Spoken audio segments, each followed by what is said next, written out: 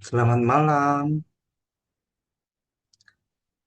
Malam Mas, semoga Oh, selamat malam, Dik Geri. Apa kabar? Alhamdulillah. Alhamdulillah, baik ya. Ya, kita tunggu. Mudah-mudahan teman-teman yang lain bisa lekas gabung bersama kita semuanya. Ini selamat malam ada di Bayu. Kemudian ada dari Papua, Mas Galih, Dik Galis. Sugeng Dalu, Mas Galih. Sugeng dalu. Sugeng dalu Pak Jangkung, izin izin Bapak Matur. hadir. Sambil kita tunggu ya. Sugeng Dalu ini Mbak Ketua, Mbak Uut sudah join walaupun masih di jalan kali ya. Sugeng Dalu. Udah, udah landing. Ya, terima kasih Mbak Uut. Sugeng Dalu. Kita tunggu Suara saya sebentar. kedengar ya, Mas?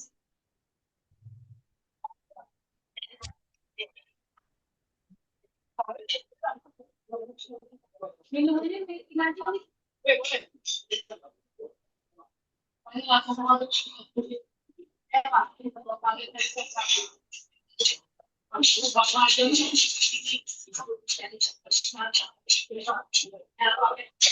Cek cek suara saya kedengar nggak? Didengar Kedengaran? Mbak Ketum, aman aman Mbak. Oke. Aman. Wah Ya, kayaknya kemarin aman seru ya Mbak, sebentar ya. Mbak Uut ya rapatnya. Seru banget. Iya. Wah, Iya, sayang. Ya, Iya rapat untuk bener. sudah akhir nyanyi-nyanyi. Iya, akhir sayangnya bulan hari ini ya. iya sayangnya Rapat hari semua. hari kerja Ya. Pak Sumbogo, Iya. Mas Sumbogo. Jadi nggak Oh, bisa.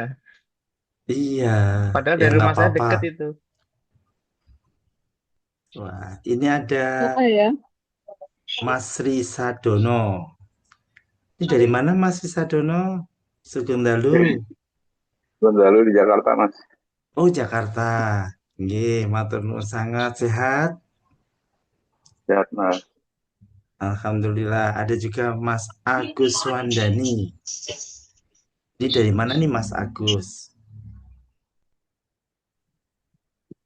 Saya dari Klaten saja, Mas. Oh, dari Klaten. Akamsi. Sam Ya, mana?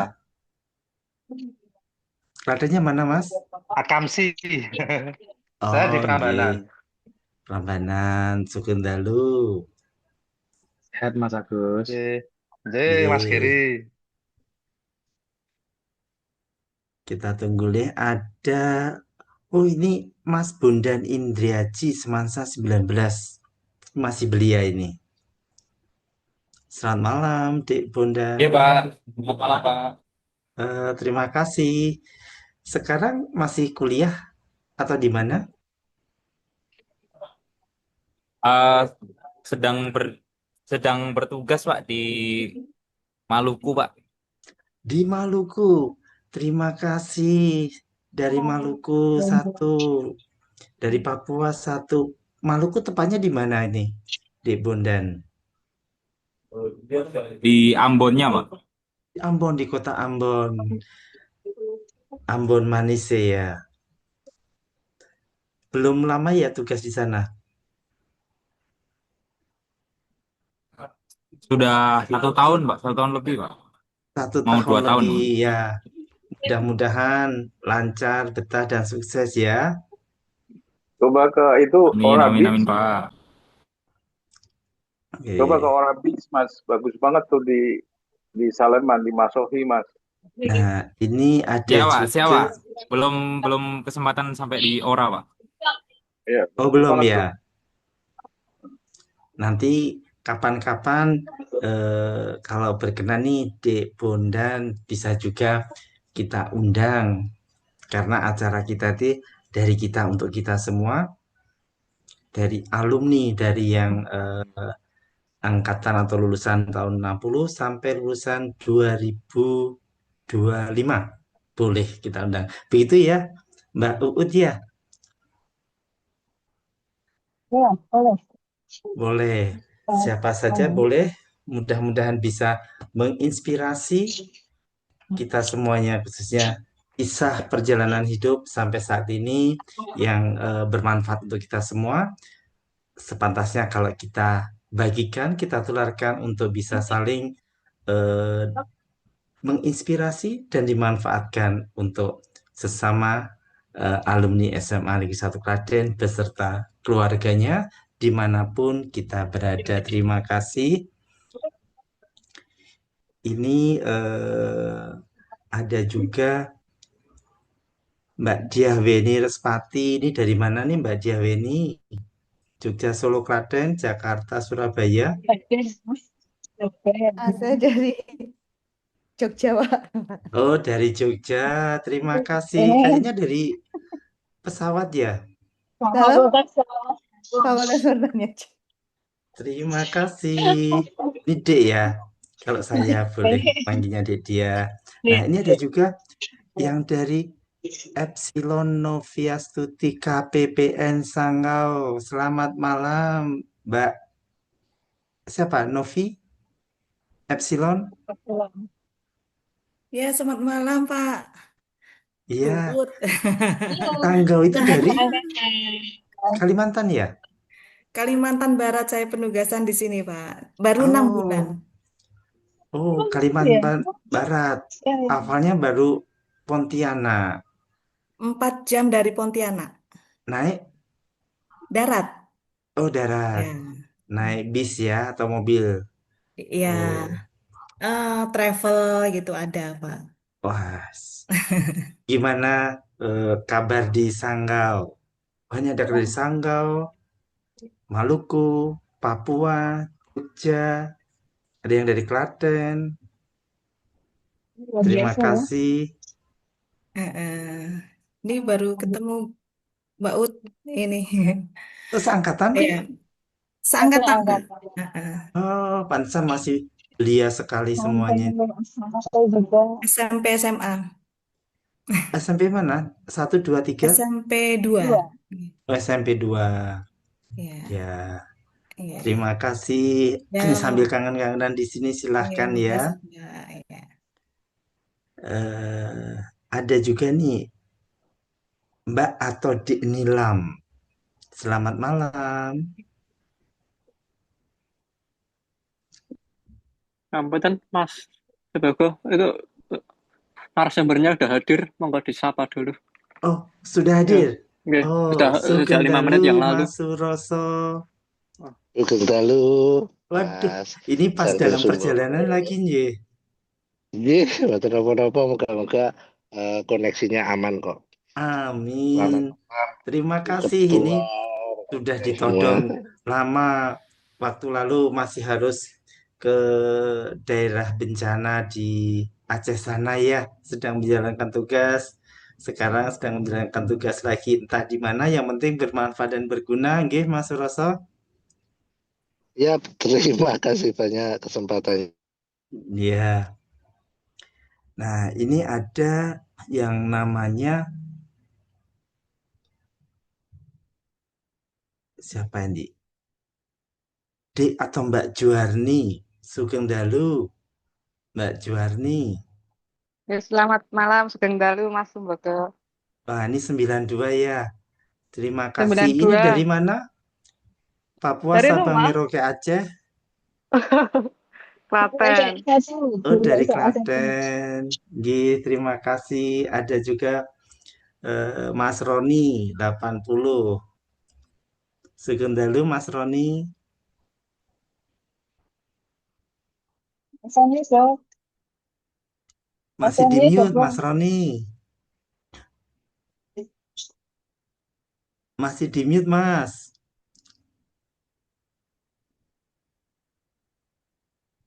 Ya. Masih buka lapak ini. Oh, masih buka lapak. Ya, sambil nonton-nonton. Oh, je. Ini Ya, dari mana Mas Roni? ya. Lenggah di mana? Saya di Jatimulyo, Ngergunung. Jatimulyo Gunung Klaten. Ye, sugeng Ya. dalu Mas Roni. Ye, Mas. Terima kasih. Ya, monggo dilanjut. Matur suwun. Nah, ini dan alhamdulillah narasumber kita juga sudah hadir. Nanti kita juga akan menyapa teman-teman yang lainnya. Ada Mas Yatmono 2002. Ini dari mana nih Mas Yatmono? Saking Karangdowo, Pak. Sugeng dalu. Dalu, Lenggah Pak. di mana Mas Yatmono? Di Makassar, Pak. Oh, di Makassar, Masya Allah. Dari Papua, Maluku, Makassar, Sanggau. Jangan-jangan Mas Suroso masih di Sumatera lagi? Ada yang dari Klaten, ada yang dari Jakarta. Terima kasih, saudara-saudara kita semuanya. Bisa kontak-kontakan. Di sini juga ada Mas Adi Satyananta. Sugeng dalu Mas Adi. Sugeng dalu, ini teman-teman satu bidang kegiatan nih. Di Yatmono berkali-kali ketemu, Dek Galih baru nemu gitu kan. Dan ternyata Dek Galih ini keponakannya Mahmudi, teman kita gitu kan. Oh, Mas Mahmudi. Iya. Nah, makanya Terima kasih. Mas Adi baru posisi di bergabung. mana nih Mas Adi? Sudah Jakarta? di rumah di Jakarta. Terima kasih Mas Adi. Ini bantu-bantu Mas Suroso nih di Aceh nih. Tapi pas proyeknya sudah selesai, ada kejadian itu kan. Beres. Matur nuwun Mas Adi. Ini ada lagi Mas siapa nih? Mas Danang Fajar. Sugeng dalu Mas Danang Fajar.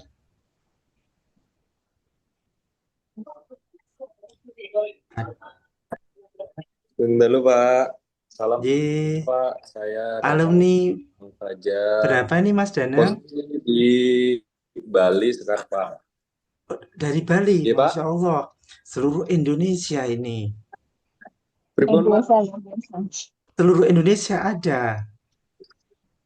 Mas Suroso tugas di Aceh waktu itu. Ini ada di Epsilon dari Sanggau, Kalimantan Barat. Tadi ada yang dari Maluku, dari Makassar, dari Papua, dari Jakarta.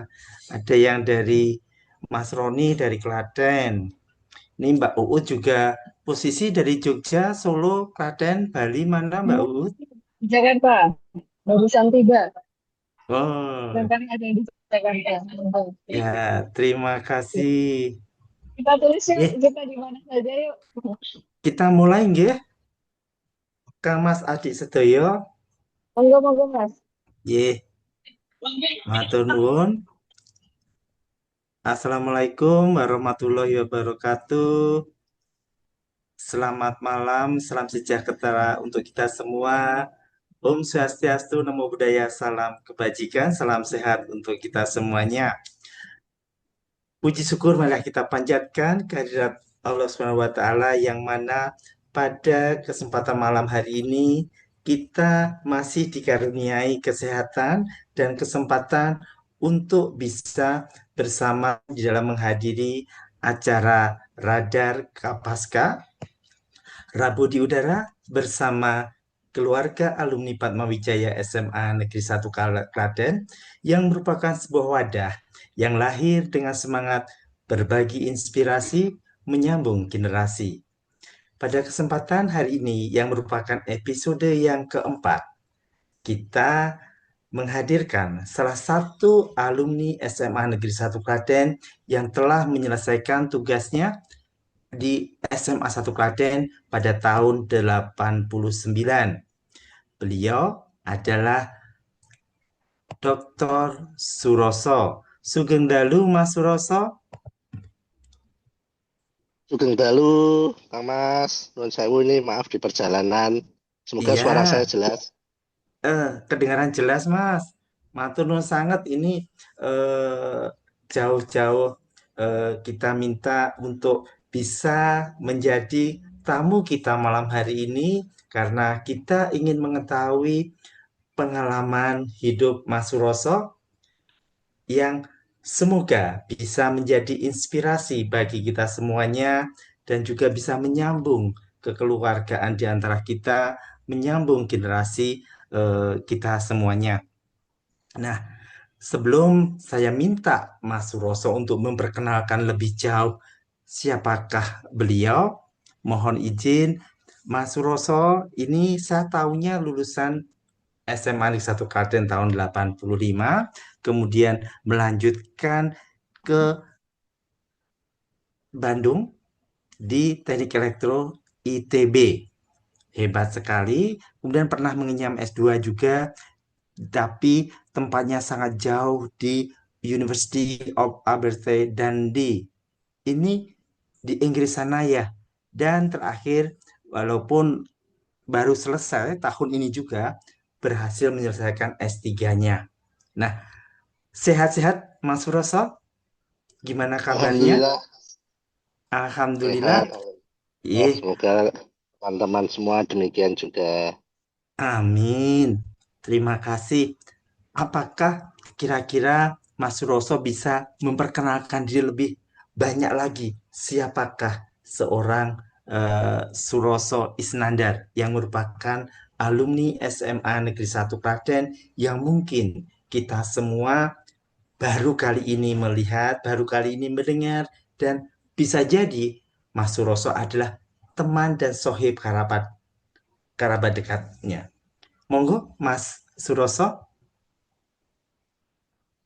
Matur sembah nuwun Mas Jangkung. Assalamualaikum Ye, warahmatullahi wabarakatuh. Waalaikumsalam. Salam sejahtera untuk kita semuanya.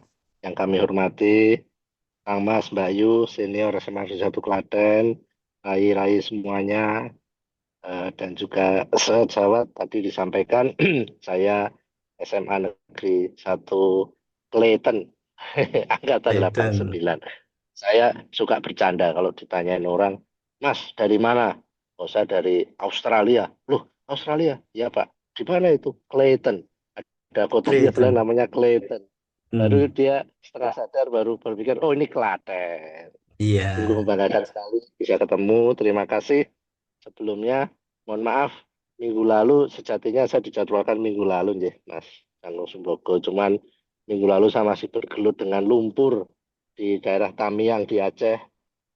Walaupun punya Starlink, tapi lebih banyak linknya daripada starnya begitu ya. Jadi sering Hmm, matinya. Akhirnya saya mohon digeser pada hari ini. Dan pangapunten, nama saya lengkapnya Suroso Isnandar. ye. Waktu di rumah dipanggil Nandar, kemudian karena dulu ada tokoh Mbah Suro gitu ya, akhirnya sering dipanggil Suroso, Mbah Suro, atau Roso ya. Jadi nama panggilan itu. Saya lahir di desa namanya Sukobogor, Kecamatan Capas, Kabupaten Klaten. Desa Sukobogor itu cukup terpencil karena tepat di perbatasan antara Kabupaten Klaten dan Kabupaten Sukoharjo, pinggir kali namanya Sungai Dengkeng. Oh, Nah, yang merupakan hulu Bengawan Solo.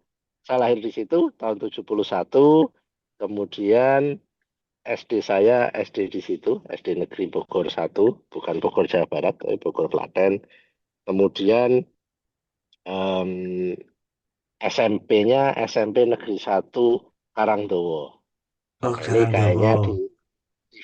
di forum ini ada juga yang satu SMP dengan saya dan juga satu kerjaan di PLN. Kalau nggak salah, Mas Laksmono atau Yatmono dari Karangdowo tadi itu. Oh, Dan Mas kemudian Yatmono, saya lihat tadi, ye. terus saya lihat di daftar ini juga ada beberapa dari PLN. Ada Mas Galih, ada Mas Taufik, Taufik. kemudian ada Ya, juga tadi Hadir. Mas Adi. Ya, Mas Adi, Hadir. senior. Jadi mohon maaf ini kita sharing-sharing sedikit. Saya lahir di Soko tahun 71, belum ada listrik. Wah, Listrik belum ada listrik. terdekat, belum ada Sekarang kerja listrik. di PLN ya, Mas. Nah, itu dia. Jadi dari desa saya, daerah terdekat yang ada listrik waktu itu di Pedan. Dan jauh sekali rasanya ke Pedan. Dan baru tahun 1986 pada saat SMP,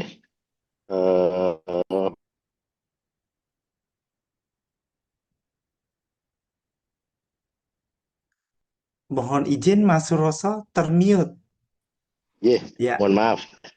Jadi tahun 86 baru mendapatkan listrik. Itu pun setahun setelah jaringan listrik tegangan menengah yang di tiang itu melewati desa saya. Sehingga akhirnya ayah saya selaku yang dituakan di desa, ayo kita gotong royong beli tiang listrik sendiri, kita tarik. Dan saya ingat sekali begitu pertama kali lihat lampu nyala itu, seolah-olah masuk peradaban baru. Karena apa? Karena dulu waktu kecil itu kami sekeluarga berlima saudara. Ya, ibu profesi guru SD. Dalam mendidik interaksi anak-anak 5 itu salah satunya dididik untuk diberikan job desk masing-masing. Ada yang tugasnya nyapu halaman depan, ada yang tugasnya nyapu halaman tengah, ada yang di rumah tengah, ada yang tugasnya isah-isah. Saya tugasnya nyalakan lampu. Jadi setiap sore beli minyak tanah, masukin ke teplok atau ke sentir atau ke Petromak kalau lagi ada hajatan. Dan karena di tempat kita itu maghrib itu sekitar 5:30, itu 5:15, 5:30, 6:45 itu adalah saat menyalakan lampu. Dan ibu saya sangat disiplin, tidak boleh lebih awal supaya tidak boros minyak tanah, juga tidak boleh terlalu gelap. The problem is waktu itu jam 5, jam setengah 6 itu TV sedang memutar Flash Gordon. Nah, barangkali ada yang dulu suka melihat film kartun Flash Gordon. Tahun-tahun 80-an sekian, sangat terkenal itu. Dan itu adalah jam-jam TV di tetangga agak jauh. Di satu desa mungkin hanya 1 atau 2 TV kali ya. Pas seru-serunya memutar film Flash Gordon. Sehingga saya rada benci banget itu. Jamnya film kartun Flash Gordon harus tugas nyalakan lampu. Dan seringkali karena kadang Flash Gordonnya lagi seru-serunya, saya skiving, bolos nggak ngerjakan tugas nyalakan lampu, nonton Flash Gordonnya sampai selesai dengan harapan nanti kakak saya atau adik saya akan nyalakan lampu. Tapi ibu saya begitu disiplin sehingga my job desk is my job, nggak boleh yang lain mengcover. Sehingga seringkali saya pulang, gelap gulita. Dan tetap aja saya harus nyalakan lampu. Sehingga dengan adanya listrik pertama kali menyala di rumah itu membuat pekerjaan saya jauh lebih mudah, lebih murah, dan saya bisa menikmati Flash Gordon semaksimal mungkin. So it changed life. Listrik sangat memang merubah peradaban. Belum lagi kalau malam pas belajar, kalau pas dapat lampu teplok di mana lampunya stabil, kita bisa membaca dengan mudah. Tapi kalau dapat lampu sentir yang mobat-mabit karena kena angin, itu membaca jadi susah. Jadi sangat sering itu rambut terbakar dan bau karena kena api, atau pagi-pagi hidung kita penuh dengan langes. Langes itu yang abu nyala ini, sehingga repot banget. Akhirnya cerita listrik masuk dan saya berpikir kayaknya pengen juga ya jadi tukang listrik ini, belajar tentang listrik.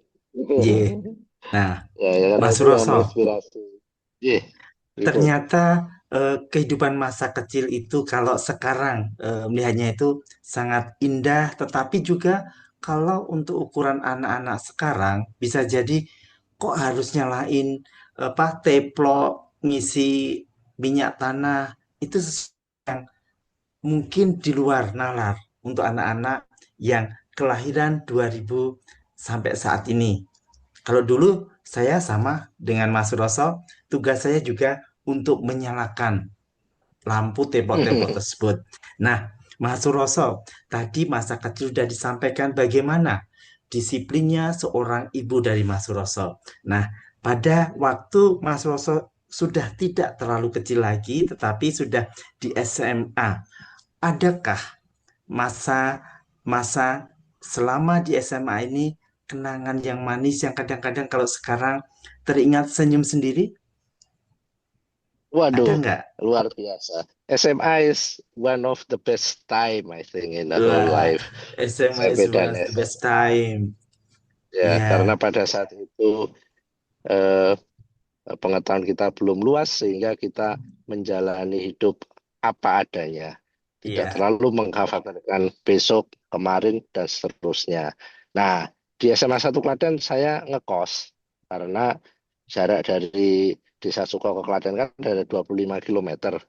Sehingga begitu lulus SMP Karangdowo, masuk ke Klaten, saya ngekos di Klaten. Dan pulang setiap hari Sabtu siang. Kemudian Minggu sore sudah balik. Eh, dan waktu itu transportasi umum belum banyak, sepeda motor juga belum banyak, jadi saya pakai sepeda ontel. Jadi setiap Sabtu siang setelah dulu Sabtu masih masuk setengah hari pulang, Minggu sore naik sepeda balik ke Klaten. 25 km ya kira-kira perjalanan 1,5 jam. naik Sehingga sepeda atau kadangkala naik kalau angkot? naik sepeda ontel, Naik naik sepeda sepeda ontel, ontel. ya, Mas Roso, ya. Ya, ya. Jadi kalau sekarang sering diajak olahraga sepeda, saya suka bilang, saya dari kecil sepedaan terus. Udah deh, saya olahraga yang lain sekarang tidak sepedaan lagi. Iya, suatu kenangan Nah, yang sangat menyenangkan karena saya juga betul. Nah, bersepeda. Nah, betul. satu lagi, Mas Roso, kenapa dulu memilih SMA Negeri 1 Klaten untuk melanjutkan jenjang pendidikan setelah SMP? Apakah itu keinginan orang tua atau bagaimana? Baik. Jadi, em, kakak-kakak saya itu, kami dibesarkan di keluarga beragama Katolik. Kakak-kakak saya oleh ibu dikirimkan ke sekolah-sekolah Katolik. Misalnya di SMA Santo Yosef Solo, posnya agak jauh gitu ya. Nah, kemudian begitu giliran saya, biaya sudah mulai habis. Sehingga saya nggak kebagian masuk yang lebih jauh. Akhirnya saya memilih SMA Negeri 1 Klaten. Dulu untuk masuk SMA, kita harus mempunyai NEM, nilai Ya, Eptanas murni yang baik. Dan SMA Negeri 1 Klaten adalah the best 10% dari seluruh SMP negeri yang ada di Klaten saya yakin. Sehingga bagi mereka yang punya ranking 1 sampai 10 6 di SMP masing-masing, itulah yang bisa masuk ke SMA Negeri 1 Klaten. Kompetisinya sangat tough, sangat terpilih ya, the chosen few, sehingga SMA Negeri 1 Klaten tetap menjaga kualitas dengan baik. Pada saat saya di SMA 1 Klaten, saya ingat kepala sekolah kita namanya Pak PJ Sugiyarto, yang merupakan pensiunan CPM, yaitu ya, betul. militer. Dan dengan sangat disiplinnya, menegakkan disiplin di SMA Negeri 1 Klaten. Tidak hanya itu, kita ingat sekali bagaimana progresifnya dalam memberikan target kepada lulusan SMA Negeri 1 Klaten. Targetnya simple, 70% harus masuk perguruan tinggi negeri, Ya, MPTN. Dan sama. pada angkatan saya ingat rasionya waktu itu 67% yang masuk Wow. perguruan tinggi negeri untuk angkatan 89. Tapi seringkali seorang pemimpin itu dalam memberikan vision itu seringkali terukur, jelas, dan tidak ambigu. Dari situlah kemudian program-program diturunkan. Ingat banget kita lihat bahwa SMA Negeri 1 Klaten 70% harus masuk ke perguruan tinggi negeri. Dan itu diturunkan dalam program-program yang baik. Sebagai contoh, pada angkatan saya waktu itu selesai jam sekolah, kita masih diberikan ekstra les. Wow, tutorial. Tutorial. Jadi pulangnya jam 1, kita bablas sampai jam setengah 3 atau jam 3. Dan itu wajib diberikan pada waktu itu. Ini sekaligus juga menjawab tantangan. Kan waktu itu yang mau masuk UMPTN, yang masuk perguruan tinggi negeri, kan ada namanya bimbingan tes. Yang terkenal waktu itu Primagama, Ganesha Ya, Operation misalnya. Ya kan? Tapi kan tidak Ganesha Operation semua sudah ada waktu itu, Mas Roso? Saya ingatnya Primagama sih. Ya, Primagama, Rasanya masih iya. ada. Itu ada. Ganesha Operation sudah ada. Oh, sudah Waktu itu kan ada. sama-sama terkenal itu. Dan saya ingat tidak semuanya bisa eh, afford untuk masuk bimbingan tes. Saya termasuk yang tidak bisa masuk. Sehingga apa itu les-les Iya. tambahan itu sangat membantu. Di samping juga bantuan rekan-rekan semuanya yang berbaik hati, yang bisa ikut les, meminjamkan materinya atau buku-bukunya, termasuk adiknya Mas Adi itu, Mbak Aditya Mbak Fitriani, Aditya. Mas Adi. Saya sering minjem buku-bukunya itu dulu untuk bisa menambah pengetahuan. Nah, pada waktu itu SMA Negeri 1 sedemikian clear-nya dalam leadership. Kemudian beberapa pelajaran yang juga sangat eh, eh, membekas di hati dan juga dengan guru-guru yang fenomenal. Misalnya waktu itu guru bahasa Inggris Pak Alex, salah satu petuahnya adalah if you mastering English, then you will mastering the key to the world. Wah, dia cerita begitu. Saya pun nggak ngerti artinya apa waktu itu, tapi ternyata betul juga. Atau mata pelajaran yang lain adalah mata pelajaran yang sekarang nggak ada. Namanya mata pelajaran budi pekerti. Budi pekerti. Nah, ini penting banget ini, Mas Roso. Apa itu budi pekerti yang diajarkan di SMA Negeri 1 Klaten? Nah, nanti beberapa slide saya sharing, saya ambilkan dari situ juga, terutama yang leadership. Tapi yang jelas, budi pekerti waktu itu melengkapi semua pelajaran apa itu technical physical yang kita juga sangat kuat ya. Lebih kepada sifat-sikap, sikap-sikap dalam membawakan diri, dalam membentuk, kalau saya ingat itu akan membentuk emotional intelligence yang sangat tinggi. Artinya waktu itu SMA Negeri 1 Klaten sudah lengkap. Walaupun konsepnya belum ada terkait dengan EQ, tapi dia SMA tidak hanya membekali dengan kemampuan teknis IQ yang diasah, tapi juga membekali dengan kepribadian, sikap, soft skills dalam pelajaran budi pekerti tersebut. Salah satu pertanyaan waktu itu, saya lupa nama guru budi pekerti kita ya, saya lupa. Sebagai contoh, kita beserta teman wanita kita misalnya mau naik bus. Begitu bus datang, siapa yang lebih dulu naik? Saya ingat banget ada pertanyaan seperti itu. Kalau kita dulu yang naik, oke, mungkin kita gentleman membukakan pintu, tapi berarti rekan kita yang wanita tidak bisa naik atau mulai bisa ditinggal. Demikian juga sebaliknya, kalau wanita yang naik duluan, kalau bisnya jalan dulu dan kita ketinggalan, dan seterusnya. Hal yang simpel seperti ini membuat dalam membawakan diri sangat baik. Kemudian ada lagi misalnya nasihat empan papan. Sama ingat waktu itu. Empan papan itu adalah pandai-pandailah kita dalam menempatkan diri sesuai dengan role maupun peran kita. Apakah kita berperan sebagai pemimpin atau kita berperan di dalam suatu masyarakat, di dalam suatu organisasi dan seterusnya. Empan papan ini juga apa itu suatu nasihat yang baik. Termasuk juga nasihat untuk bisa rumongso dan tidak hanya rumongso bisa. Saya ingat banget waktu itu kan seperti itu. Dan banyak lagi. Dan hal lain yang sangat saya suka dari SMA 1 Klaten juga tidak hanya itu, begitu banyak kegiatan ekstrakurikuler waktu itu. Saya waktu itu ikut PKS, patroli Apa itu? keamanan sekolah. Ya, PKS, patroli ya. keamanan sekolah. Tiap Senin pagi sebelum upacara bendera berdiri itu di perempatan, menyeberangkan apa itu kendaraan teman-teman kita maupun sepeda teman-teman kita supaya menyeberang dengan lancar, termasuk siangnya. Waktu itu ingat saya satu regu dengan rekan kita namanya Rohadi Awaludin, Rohadi salah Awaludin. satu Oh, teman angkatan sekantor 89. dengan saya sekarang.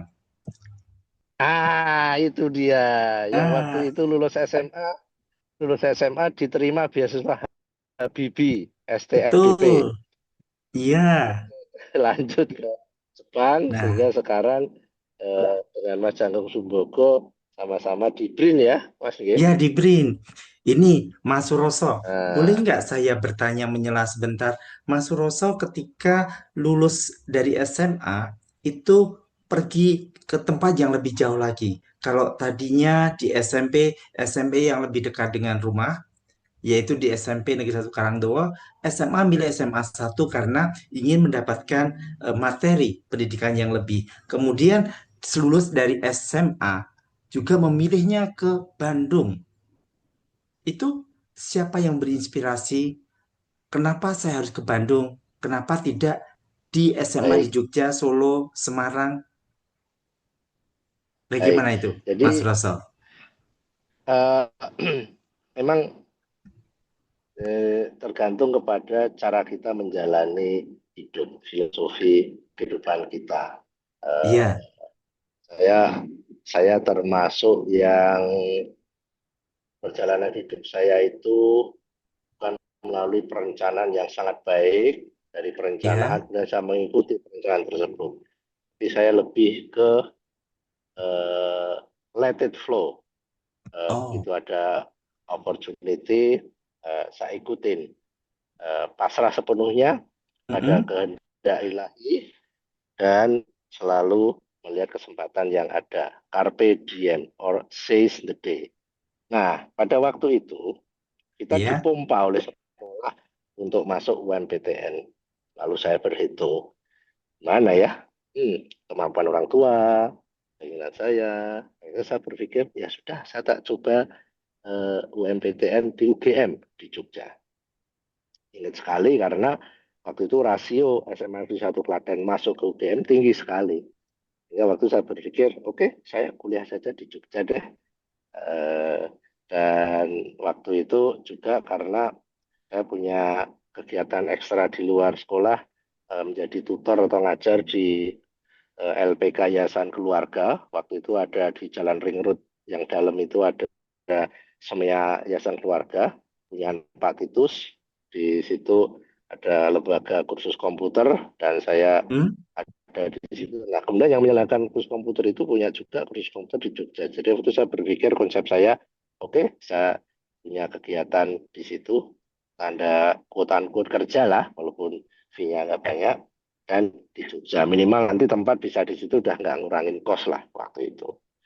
iya. Dan secara perhitungan bisa masuk dengan ini. Lalu saya punya teman seangkatan namanya Bejo Utomo. Bejo Utomo. Iya, Mas Bejo. Iya, Gimana sekarang itu, kemudian Mas? Mas Bejo dulu terakhir Batam, sekarang di Klaten. Oh, sudah Kalau balik ke nggak salah. kampung halaman. Iya, betul. Mas Ini Bejo Mas Utomo. Suroso. Mungkin Iya. Mas Suroso sudah kenal atau belum? Saya lihat di yang hadir hari ini itu ada juga Kepala Sekolah SMA Negeri 1 Klaten saat ini. Mohon izin saya menyapa ya. Sugeng Dalu, Bu Monggo. Tantri. Iya, Sugeng Dalu, Mas Jangkung Sumbogo. Sugeng Iya. Dalu, Pak Suroso Isnandar. Iya, Sugeng Dalu, Bu Tantri, Matur nuwun, Derek Bu. Tepang. Yes, sampai nggak tepat. Nah, mungkin ini baru kenal di sini ya, Bu Tantri. Yes. Mas Suroso ini alumni SMA 1 Klaten yang pada saat ini menjabat sebagai salah satu seorang direktur di PLN. Ini mungkin Benar. merupakan Waktu kecilnya Mas Roso bilang tidak ada listrik. Dia mendapat tugas setiap hari harus menyalakan lampu, Iya. ngisi minyak ke teplok untuk dinyalakan. Memimpikan bagaimana rasanya kalau seandainya ada listrik, setiap hari tidak harus mengisi Ngisi minyak tanah tuh ya. minyak tanah tersebut. Dan terwujud sekarang yang memadani seluruh Indonesia. Bahkan kemarin minggu lalu ya Mas Roso, pada hari ini minggu lalu masih tugas di Aceh. Di Aceh ya Mas Roso ya. Iya, betul, Mas. Oke. Yeah. Monggo, Bu Tantri, ada yang ingin ditanyakan karena sekarang baru pertama kali ketemu dengan alumni kita. Sugeng Dalu Pak Suroso Isnandar. Sugeng Dalu, buka Mungkin dulu kepala sekolahnya tahun berapa ya Pak? Tahun 89 itu Pak PJ Sugiarto. Oh Pak PJ Pak Sugiarto. Sugiarto, Oh, iya. Alhamdulillah kemarin kami bisa berkunjung ke makamnya dan ketemu dari keluarga dari Pak PJ Sugiarto. 89 ya. Nah Iya. itu sekarang belakang saya itu yang kondisinya sekarang sekolahnya. Iya. Luar biasa. Sudah, nggih. Nah, ini kalau dulu belum ditingkat ya Bu ya. Belum, dulu itu kan ruang guru. Ya, dulu ruang Iya. guru. Nggih, Di ruang tengah guru ada ruang di guru. situ. Nah, Iya. ini Kemudian Mas Roso karena juga udah kelihatan wajahnya lebih jelas lagi. Tadi kan hitam kelam gitu, tapi ternyata setelah PLN menyala kelihatan sedikit demi sedikit wajah asli seorang Mas Roso. Apakah karena ada ibu kepala sekolah sehingga menampakkan diri? Mohon maaf Aceh karena sudah masih menyala ya pilot. Pak Suroso. Aceh sudah menyala nggih. Sudah menyala Aceh. Aceh, alhamdulillah sebagian besar sudah menyala karena sebelumnya Alhamdulillah. tower yang ini. Di slide saya bisa, mohon maaf bisa ditampilkan Mas. Itu Monggo. jadi slide ini Mas Roso. Next yang berikutnya. Ini wow. Ini oh. Jadi nuwun sewu minggu kemarin itu apa itu situasi Aceh kan memang sampai sekarang pun belum sepenuhnya pulih karena bencana yang terjadi, bencana ekologi yang terjadi ini sungguh luar biasa. Pertama jangkauan wilayahnya jauh lebih luas, seluruh provinsi Aceh maupun provinsi Sumatera Barat dan juga Sumatera Utara. Kemudian skala dari banjirnya sendiri sungguh luar biasa. Di tempat yang saya datang, di mana banyak tower ini, pada saat puncak banjir, kalau kita lihat tiang listrik di pinggir jalan itu tingginya 9 sampai 11 meter. Waktu kami datang di kawat-kawatnya itu masih banyak tersangkut daun-daun karena di bawah banjir. Artinya pada saat puncak banjir bisa setinggi itu. Dan itu bahwa begitu terjadi kejadian, PLN juga mengalami kerusakan infrastruktur yang luar biasa. Saya kira dalam sejarah saya kerja di PLN itu belum pernah ada kerusakan semasif ini. Ada 26 tower sutet yang tumbang. Yang tower sutet yang hancur terbawa landslide ini. Listrik di sana padam total untuk beberapa hari. Sehingga tugas kami adalah segera prioritas pertama adalah menyalakan listrik secepatnya. Sehingga kami harus membangun namanya tower emergency. Dan tower ini tidak bisa diangkut dengan transportasi darat karena seluruh jalur darat terputus. Kalaupun ada, tertimbun lumpur dengan setinggi dada, sehingga mau tidak mau kita bekerja sama dengan erat dengan TNI, dengan kepolisian, dengan BNPB untuk membawa material-material pengganti. Kami bersyukur dapat bantuan dari TNI Angkatan Udara, yang membawa material dari Halim menggunakan pesawat Hercules langsung ke Banda Aceh.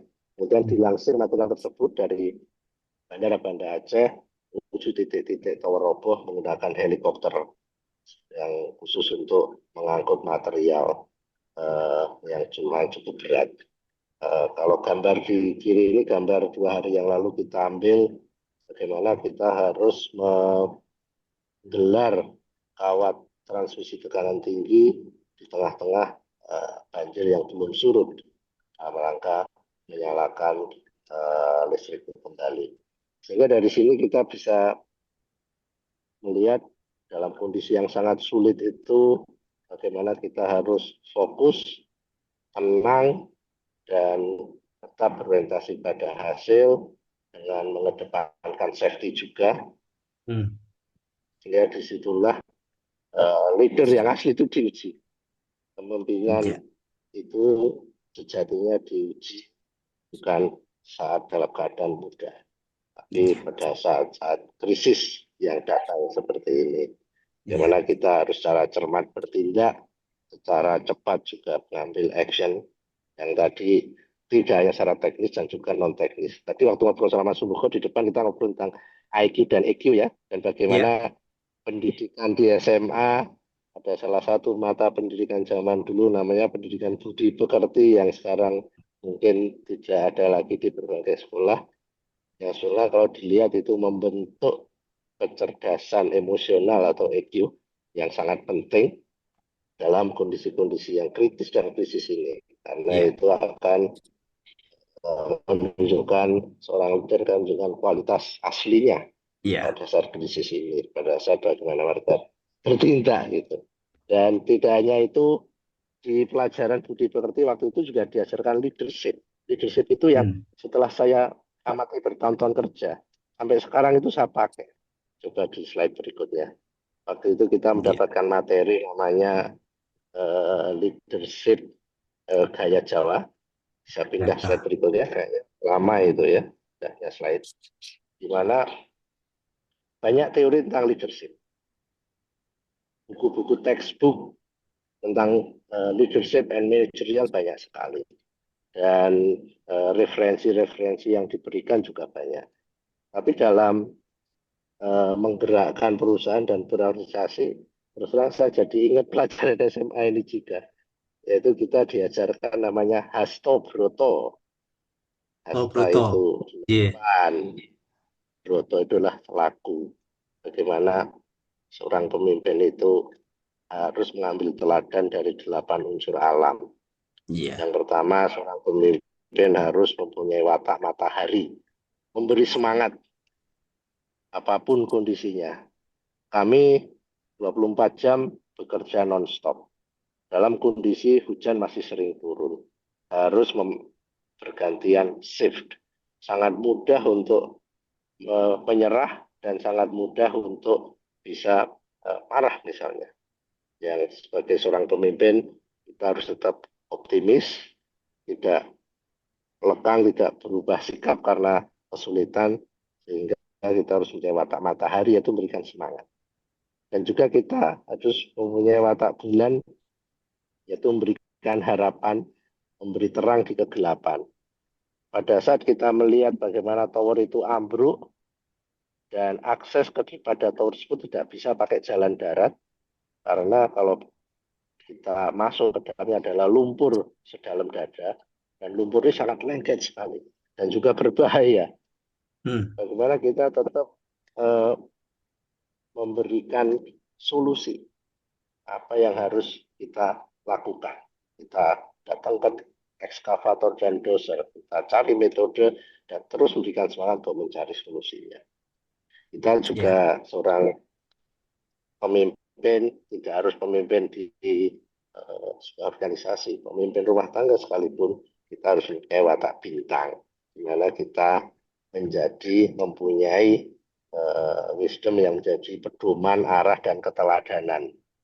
Kita harus mampu memberikan pedoman dan arah kepada anggota keluarga kita dan juga kepada tim kita. Dan juga kita harus mempunyai watak angin. Angin itu selain sejuk, angin itu ada di mana-mana. Seorang pemimpin itu harus dirasakan kehadirannya di mana-mana, walaupun fisiknya nggak ada. Artinya dari semangatnya, dari ininya kita harus bisa memberikan present dari kita itu. Kita juga harus mempunyai watak air, yang artinya harus menjaga kewibawaan sesuai tempatnya. Nah, tadi kembali ke pelajaran budi pekerti, kita diajari untuk empan papan, tahu tempatnya, yaitu berbicara dan juga memberikan manfaat. Dan juga kita seorang pemimpin harus mempunyai watak api, yaitu di mana kita harus berani dan tegas, memberi semangat dan juga adil. Seringkali sangat sulit. Saya misalnya di PLN harus mengambil tindakan-tindakan di mana kita merekomendasikan kolega kita untuk non job misalnya karena suatu kesalahan. Itu harus kita lakukan walaupun hati menangis. Kita juga harus mempunyai watak seperti samudera. Kalau kita lihat lautan itu, apapun air yang ada hijau, warna apapun airnya, membawa sampah apapun, itu masuk ke samudera, langsung semuanya kembali netral. Jadi kita harus mempunyai hati seluas samudera, sabar dan memberikan maaf, berpandangan luas dan juga penuh cinta. Dan juga kita harus mempunyai watak sebagai watak bumi, di mana bumi itu diinjak oleh semua orang, memberi pijakan yang kokoh, di mana kita itu harus merangkul semuanya, tidak membedakan dan memberikan landasan yang kokoh, juga memberikan kesenangan dan juga prosperity. Jadi sepanjang Sekali saya nih, Mas, bekerja, kemudian sekarang Alhamdulillah alhamdulillah bahwa nilai-nilai dari Hasta Brata ini sangat bagus untuk bisa kita pelajari bersama. Salah satunya tadi terkait dengan api, di mana api akan memberikan terang dan juga kehangatan, namun juga berani membakar ketidakadilan. Gitu ya, Mas Suroso ya? Iya, betul. Dan leadership Hasta Brata ini betul-betul kita gali dari sana kita sendiri. Dan saya juga ingat ini zaman saya SMA, kita SMA itu SMA 1 melalui pendidikan budi pekerti pun sudah memberikan materi ya seperti ini yang akhirnya ternyata saya bisa pakai modal untuk bekerja sampai sekarang menjadi direktur di PLN ini. Dan tidak hanya itu, kita dari pengalaman bekerja selama ini ternyata di slide berikutnya bahwa leadership itu sebetulnya jadinya lebih kepada komunikasi dan juga koordinasi. Jadi kita harus bisa berkomunikasi dengan baik. Saya kalau di kantor itu kadang paling keki kalau ketemu orang di jalan sesama manajer dan bilang, saya sudah kirim surat ya. Tentang apa? Jangan-jangan sebetulnya masalah yang kita hadapi itu tidak perlu diselesaikan lewat surat. Jangan-jangan hanya dengan call WA atau kita diskusi sudah bisa selesai. Tuh. Jadi, mohon maaf ada interupsi sebentar. Oke. Baik, artinya bahwa seringkali permasalahan-permasalahan yang ada itu bisa kita selesaikan dengan komunikasi yang ada. Dan komunikasi ini penting untuk melakukan koordinasi. Iya. Dan koordinasi itu juga penting untuk membuat kolaborasi yang baik. Kemarin pada saat kami menyadari bahwa banyak tower tumbang, kami pikir tower tumbang hanya di daerah Birun sampai Aceh. Enggak tahunya di daerah Tamiang jauh lebih.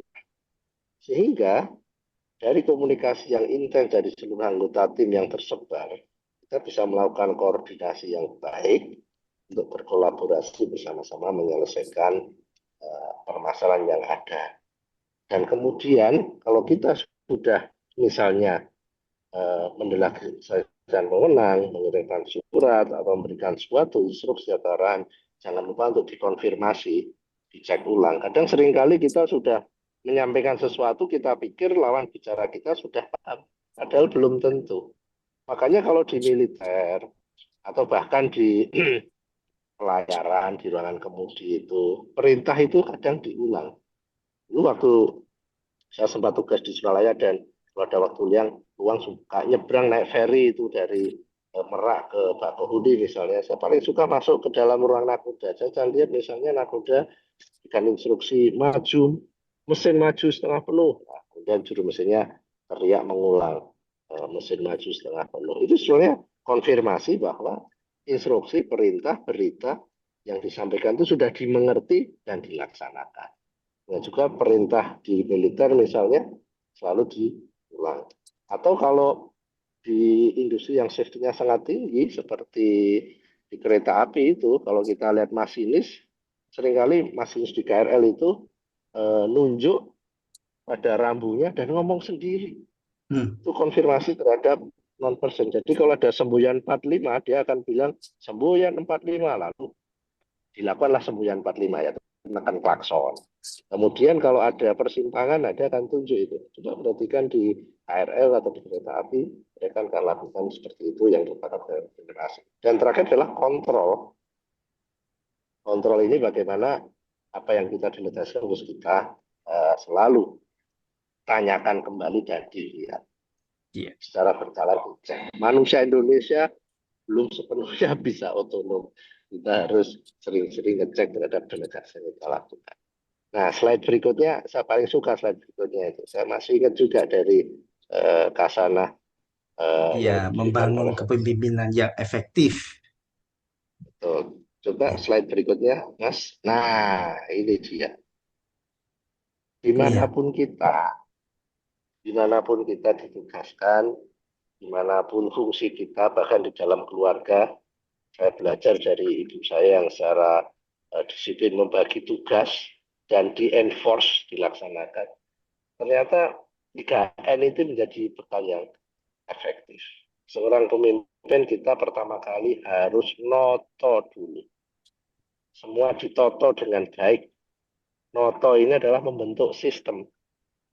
Sehingga kalau suatu organisasi kita, suatu pekerjaan kita, keluarga kita, kalau kita punya sistem yang baik, sudah tidak lagi bergantung orang, tidak lagi bergantung sinten.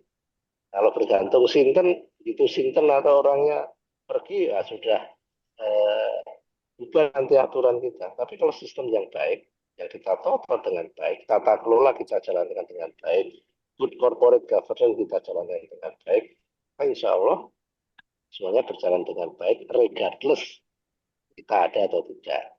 Kan seringkali kita punya suatu aturan, dan begitu kita nggak ada, sudah bubarlah semua aturan. Sebagai contoh, kita punya rumah makan gitu. Kita perhatikan, rumah makan berbasis franchise, KFC, McDonald, dan yang lain. Mereka punya sistem yang diterapkan dimanapun sama. Siapapun orangnya sama. Atau misalnya bengkel-bengkel ahas. Kalau kita punya motor masuk ke bengkel ahas itu, dimanapun feel, look, and service. Atau demikian juga kantor-kantor cabang suatu bank misalnya. Nah, mereka punya sistem yang baik. Jadi tugas pemimpin adalah noto itu yang pertama. Dan yang kedua adalah nuntun. Jangan lupa kita harus bisa melakukan coaching teamwork yang baik. Kita harus menuntun tim kita, menuntun diri kita untuk selalu memenuhi sistem yang tadi kita buat. Dan jangan lupa yang terakhir, kita harus nagih. Tadi kalau di sebelumnya kan sama dengan kontrol tadi, nagih. Ya minimal nagih progresnya. Utang aja kita tagih kok, apalagi progres pekerjaan kita ya, kita tagih. Tapi kalau lebih luas kita manai sebagai inovasi dan kontrol. Yang ujungnya setelah kita mempunyai seorang sikap pemimpin Hasto Broto tadi, kita punya metode manajemen kita punya metode manajemen operasi yang baik melalui 5K tadi, dan terakhir kita bisa menerapkan prinsip noto, nuntun, dan nagih, maka harapannya kita bisa bijak dalam membuat keputusan, dewasa dalam kita bersikap, mensyukuri kesuksesan yang ada, dan resilient atau gigih dalam menghadapi tantangan Super sekali nih Mas Suroso. Mantap. Foto itu, foto yang di kanan itu foto minggu lalu. Sebelah saya di Rut. Kami terus terang waktu itu setengah putus asa bagaimana kita menjangkau melewati sungai yang sebelumnya hanya 80 meter menjadi sungai yang selebar 700 meter. Sehingga tower di belakang itu ambruk separuh, kita harus bisa nyambung ke seberang sana 700 meter. Yang biasanya sungai 80 meter, jadi 700 meter. Dan tantangan apapun itu harus kita bisa lakukan. Gigih dalam tantangan. Terima kasih banyak Mas Suroso pada acara Kurang lebih itu, radar. ini semuanya saya dapatkan di SMA dulu. Saya pakai sampai sekarang. Ini kita yang tidak berada di sana tetapi berada di seluruh Indonesia juga menyaksikan secara langsung dari paparan Mas Suroso ini terkait saudara-saudara kita yang sedang menderita atau mendapatkan cobaan dari Yang Maha Kuasa. Kita tahu bersama bahwa duka Aceh adalah duka kita bersama. Saat satu daerah terluka, seluruh bangsa ikut merasakannya. Di balik bencana ini kita belajar bahwa manusia tak mengenal jarak. Dan terima kasih ini Mas Suroso yang seakan kita mendapatkan laporan langsung dari wilayah di Aceh sana. Dan tentu saja saya yakin di dalam menjalankan tugasnya Mas Suroso banyak sekali tantangan yang harus dihadapi di dalam bencana yang tidak biasa dihadapi dalam keseharian. Semoga Allah memberikan kekuatan pada setiap hati yang sedang diuji dan mengganti kehilangan dengan ketabahan yang berlipat.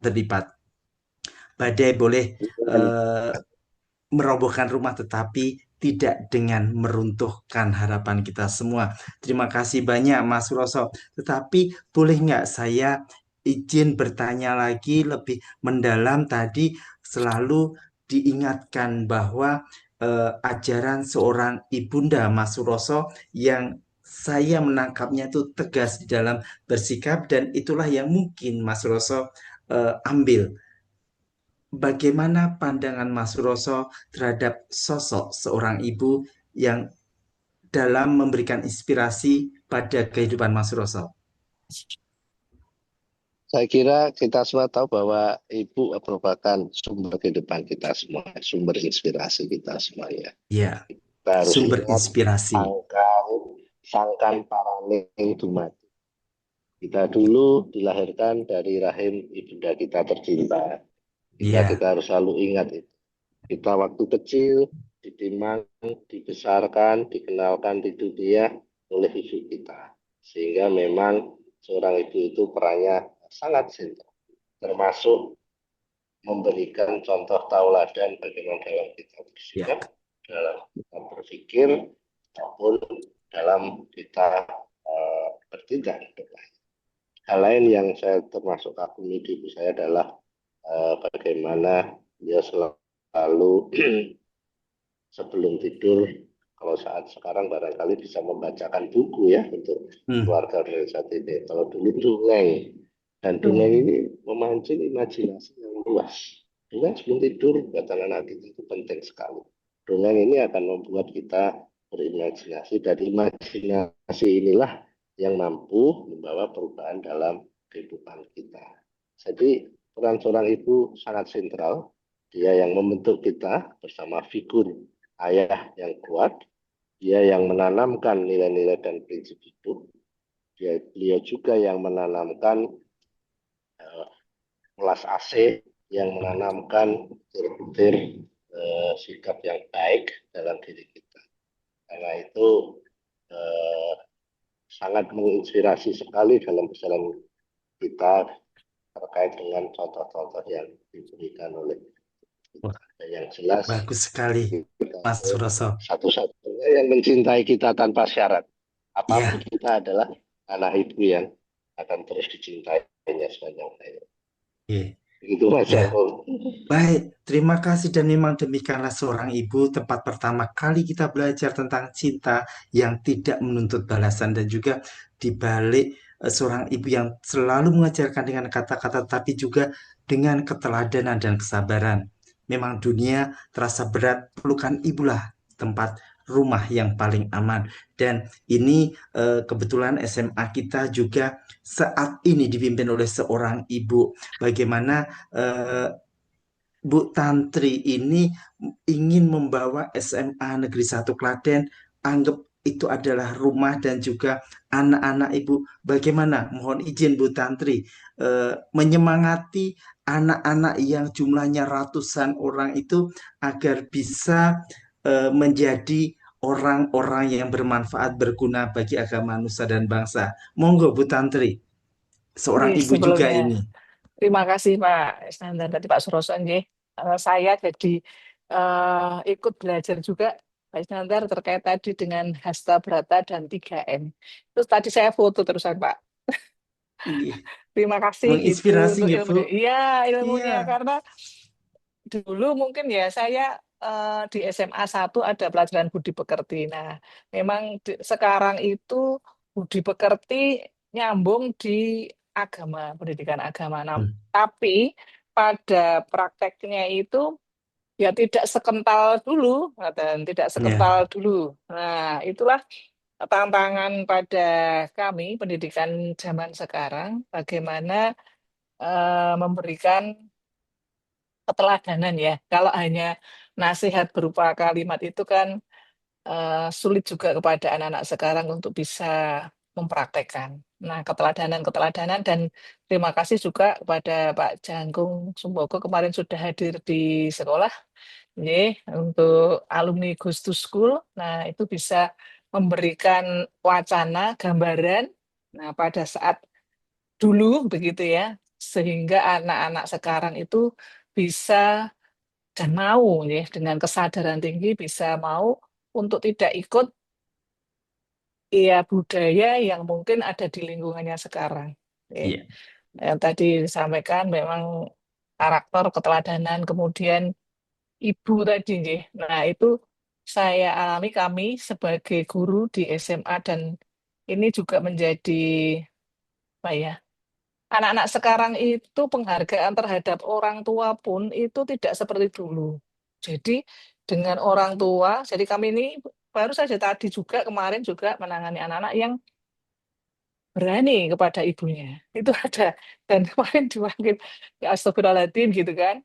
Nah, makanya saya terima kasih sekali karena dari Capaska inilah juga memberikan contoh ya dan praktek-praktek yang dulu, keteladanan yang dulu dan sekarang pun menjadi orang-orang yang sukses itu kan juga mestinya restu dari orang tua ya, Orang tua. dan terutama ibu tadi Ya. memberikan itu. Itulah yang menjadi ya bismillah saya bersama teman-teman. Nah, untuk menyiapkan penerus-penerus dari kita yang mempunyai tadi ada rasa cinta, kasih sayang dan apa namanya kepatuhan yang karena mungkin apa ya sebetulnya nggak bisa juga disalahkan teknologi karena teknologi kita juga butuh nih. Cuma kita harus Iya. membentengi anak-anak itu dengan karakter ya selaku Iya. bangsa Indonesia ketimbang. Matur nuwun itu saja. Matur nuwun sangat Nggih. Bu Tantri yang kerso menyampaikan apa adanya tentang kondisi saat ini dan Ya, nggih. ternyata pada radar Capaska pada hari ini seorang Suroso Isnandar juga memberikan inspirasi kepada Ya, seorang ibu kepala sekolah. Mudah-mudahan apa yang didapatkan ini juga disampaikan kepada anak-anak kita di ya, sekolah nantinya. Dan terima nggih. kasih banyak Bu Tanti tersomo bersamai kita sampai malam-malam hari ini demi untuk juga anak-anak kita yang sedang belajar di SMA. Nah, Sambil nggarap rapot. monggo Bu. Nyut Nggih. atau dulu sangat di sela-sela kesibukannya masih menyempatkan untuk memantau radar Capaska Ya, yang hadir setiap hari Rabu jam 19.00 sampai selesai. Dan ini juga narasumber kita pada hari ini, Mas Suroso ini juga merupakan salah satu sosok yang banyak bisa kita ambil inspirasinya, di mana dia seorang yang dari desa ingin mendapatkan pendidikan yang lebih sehingga setelah SD ke SMP-nya dia ke Karangdowo, SMA ke SMA 1 SMA Klaten, 1, terus ke jauh sekali. iya, kemudian ke Bandung, bahkan menyelesaikan Iya. S2-nya di luar negeri, dan yang jelas pada usia yang tidak terlalu muda lagi, beliau masih punya keinginan, kalau tidak salah, menyelesaikan S3-nya yang selesai pada tahun ini ya, Mas Suroso ya. Oh, bulan April yang lalu Bulan dari April TP. yang Semua sudah lalu. selesai, Iya, alhamdulillah. Alhamdulillah. Mudah-mudahan Eh, ilmunya bermanfaat dan berkah untuk semuanya, bukan pribadi Mas Suroso, juga semua anak buah dan kita-kita kerabat alumni SMA Negeri 1 Klaten. Untuk selanjutnya, kakak adik Kang Mas Mbak Yusdoyo, jika ada yang ingin ditanyakan kepada seorang Suroso Isnandar, saudara kita, kakak kelas kita, adik kelas kita, terkait apa yang telah disampaikan ini, monggo saya beri kesempatan untuk bisa menyampaikan. Apakah ada yang ingin bertanya, berkomentar, atau menambahi? Saya persilahkan. Ini ada Semansa 08 Galih. Silakan Mas Galih, nanti dilanjut dengan Mas Bondan Indriaji. Mas Galih dulu. Silakan Mas Galih. J, terima kasih Pak Jangkung. Mohon izin Pak Dir, Pak Suroso Isnandar. Mungkin mohon izin perkenalkan Pak. Saya Gali Raditya Pak, izin dari Klaten Pak, SMA 1, lulus 2008, dari Kerapiak Pak, Kerapiak Merbung, Klaten Selatan. Sekolah di Tonggalan, SD Tonggalan, kemudian SMP 2 dan lanjut SMA 1 Klaten. Nah, kebetulan mohon izin saya bergabung di PLN WIB Papua, Pak, WIB MPA di bawah Oh, Pak Nur Hardianto. Izin saya masukkan, Bapak. Mohon izin, Pak. Siap, makasih. Izin. ketemu kakak kelas ini. Jabat apa Mas di situ? Ya, mohon izin salam kenal. Pertama kali izin Pak Dir, saya dapat dalam Pak, mohon maaf. Di Papua Di di WIB ini Pak. Papua, Oh, di MSB Dalpro Pak, di UIB Papua. MSB Nggih. Pro. Sudah berapa lama di Papua? Di Papua 12 tahun lebih Pak. Dari Nah, wes, 2013 wes. izin. Eh, WA saya, nanti waktunya bergerak. iya. oh, saya mau bertanya. Alhamdulillah. Alhamdulillah ikut. Ikut senang mendengarnya. Iya. Mau tanya apa, Dik? Monggo Izin, silakan. izin, matur suwun, Pak Dir, mohon izin Bapak. Mungkin sekilas Pak, karena kami juga kebetulan nggih, alhamdulillah ya bergabung di PLN, yang mana di samping bersyukur saya juga bangga Pak menjadi bagian dari PLN sih Pak. Jadi memang saya juga tidak menyangka anak desa nggih Pak nggih Kerapia itu di 2013 alhamdulillah diterima, lulus lulus SMA 1 saya lanjut ke kuliah di Jogja, Gajah Mada, kemudian masuk ke UIB Papua Pak. Kebetulan waktu itu memang momentumnya pas terbentuk UIB 14 waktu itu Pak, Papua Maluku. Nah, memang 12,5 tahun kurang lebih Pak, itu banyak dinamika Pak yang terjadi deh dalam dalam hal pekerjaan maupun di luar pekerjaan. Nah, mungkin tadi sangat menginspirasi Pak beberapa eh, nasihat ya dari Empan Papan, kemudian eh, Hasto 8, Betul. Hasto Broto, nggih, Pak. Kemudian dari 3N juga. Nah, mungkin saya izin bertanya Pak, karena memang kami juga mengalami ya, kami dan keluarga kan mengalami 12 tahun di tempat orang yang mana Indonesia Timur sangat berbeda Pak. Tantangan sosiodemografinya, kultur budaya masyarakatnya memang sangat berbeda dengan tempat lahir kita di Klaten. Nah, memang banyak hal yang eh, suka duka yang dialami Pak. Nah, izin bertanya bagaimana cara kita dapat memotivasi diri sendiri, artinya menjaga motivasi, Pak, karena memang tantangan dalam pekerjaan itu sangat banyak nih, Pak. Di samping di dalam pekerjaan, kita juga dihadapkan dengan cara memaintain keluarga, anak istri, yang mana banyak hambatan, Pak. Kalau di pekerjaan mungkin hiburan kita di rantau itu adalah bekerja, Pak.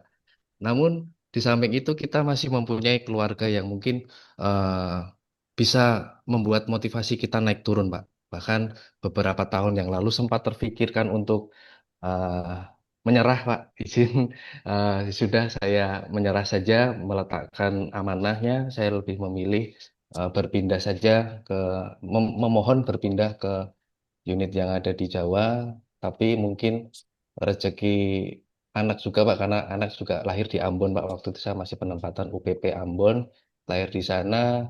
Kemudian berbagai upaya sempat saya lakukan Pak, namun ternyata mungkin kehendak Gusti Allah berbeda ya. Jadi apa yang kita inginkan ternyata malah diberi hadiah yang lain Pak. Mungkin itu Pak, izin bagaimana cara kita merawat motivasi dengan berbagai tantangan yang kita hadapi, terutama menjaga keseimbangan dengan keluarga. Mungkin eh, sekian Pak Dir, izin. Ya, monggo Mas Suroso di sini Mas dan adik, nggak apa-apa. Pak Dir juga boleh karena mau tidak mau. Monggo Mas Suroso bisa menjawab pertanyaan dari adik kita Mas Galih Semansa 08. Oke, baik. Sebelumnya terima kasih banyak pertanyaannya. Pertanyaan yang sangat baik sekali. Bagaimana sih cara kita memotivasi, menjaga motivasi hidup ini? Saya balik-balik lagi ke hal-hal yang pernah kita dapatkan dulu, karena ini konteksnya di SMA. Tadi saya bilang kita harus selalu ingat sangkan paraning dumadi. Kita harus ingat dari mana kita berasal dan kemana kita akan menuju, dan menjalani itu kita harus selalu eling lan waspada. Nah, sangkan paraning dumadi, kita tahu dari mana kita berasal dan kemana kita akan menuju. Ini akan membuat kita dalam menjalani kehidupan ini mempunyai suatu pegangan. Tentu ajaran-ajaran agama juga sangat jelas ya. Nah, yang pertama adalah kita harus men-setting harapan, managing expectation. Kalau dalam bahasa Jawanya. Jadi harapan ini kita harus selalu kalibrasi sesuai dengan arah tujuan hidup kita. Seringkali kita misalnya dalam merancang hidup kita ke depan, kita mempunyai target maupun harapan yang sangat tinggi, yang itu harus, karena kita harus selalu menggantungkan tujuan kita, cita-cita kita yang setinggi langit. Namun kita juga harus melihat apa yang kita punyai sekarang, dan kita harus selalu bersyukur. Kalau kita ingat sebelumnya, saya selalu ingat misalnya saya dulu belajar aja pakai teplok. Kemudian saya berada dalam suatu posisi, tugas saya paling timur waktu itu di Sulawesi, di Makassar. Kenapa saya di sini? Saya pengen pulang sebetulnya. Kok aku di sini sih? Tapi saya terus ingat. Dulu waktu pertama kali lihat cahaya lampu itu, betapa senangnya itu. Dan saya melihat, oh saya di sini ini membawa misi mulia untuk masyarakat listrik, apalagi di Papua. Di Papua rasio elektrifikasinya masih rendah, dan unit kita adalah unit yang memang ditugaskan untuk membangun peralatan listrik sehingga lampu akan menyala. Kita harus ingat bahwa waktu bekerja di PLN, pilihan kita memang itu. Sehingga itu yang menjadi tujuan kita. Nah, kita juga harus percaya bahwa perusahaan di tempat kerja kita pasti mempunyai sistem. Sistem yang baik yang belum tentu berjalan fair dalam pikiran kita. Tapi kita percaya bahwa ada sistem yang bekerja. Saya 12 tahun di Papua, posisi saya manajer subbidang, MSB itu manajer dasar atau frontline manager Bapak Ibu. Jadi di PLN itu ada manajer dasar, manajer menengah, manajer atas. Mirip-mirip perwira pertama, perwira menengah, dan perwira tinggi. Itu ya. Sehingga kita harus ingat itu bahwa dalam usia kita, kemudian tugas mulia kita, remunerasi kita, dan kita percaya bahwa sistem PLN tetap akan merecognize atau mengenali dharma bakti saya. 12 tahun di Papua, posisi MSB, nanti pasti akan ada keberlanjutannya. Nah, kita juga harus men-setting, tadi memanage harapan kita ini, tidak hanya diri kita sendiri, tapi juga seluruh keluarga kita.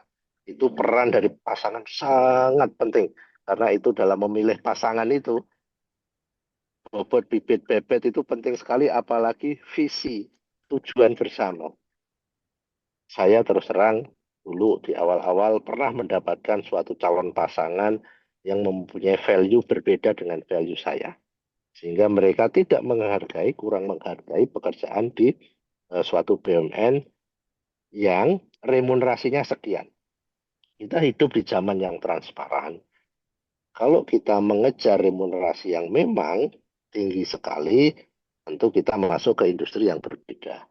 PLN termasuk yang memberikan menurut saya remunerasi yang baik. Dan kita harus live within our means. Postur seorang pegawai BUMN di PLN, di mana kemampuan perusahaan memberikan remunerasi sekian ini, kita harus bisa hidup sesuai dengan postur pendapatan yang kita terima.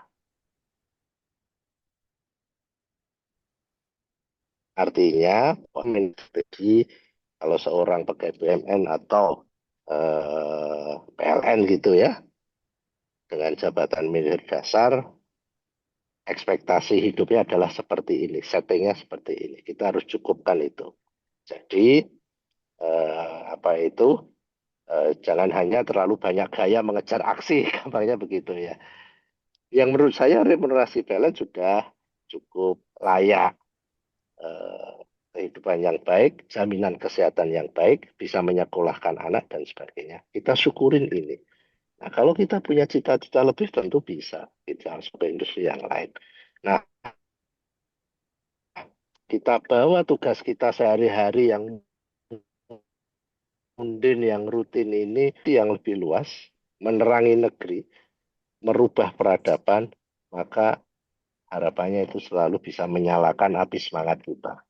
Papua adalah tanah bagian dari Indonesia yang kita perjuangkan, diperjuangkan oleh leluhur kita dengan semangat yang luar biasa dari zaman dulu sampai dengan sekarang, sehingga Papua juga adalah sama dengan tanah kelahiran kita. Nah, mohon maaf kalau apa yang saya sampaikan terkesan teoritis, saya tahu lebih mudah diucapkan daripada dijalankan, namun percayalah, orang bekerja itu seperti menanam padi, menanam tanaman.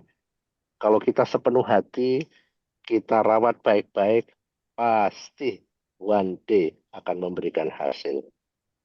Untuk sharing saja, saya bekerja di PLN 30 tahun. 20 tahun saya di fungsional, Mas. Jenengan saya ki Yoswa Pinten, wis manajer subidang, apik itu. Saya MSB itu tahun 2014 yang lalu. Sekarang Apa itu SMB, 2025. Mas? MSB itu manajer dasar, manajer Oh, subidang. manajer dasar, J. Manajer subidang. Saya baru masuk MSB itu 2014. 10 tahun yang lalu. Manajer dasar. 20 tahun sebelumnya.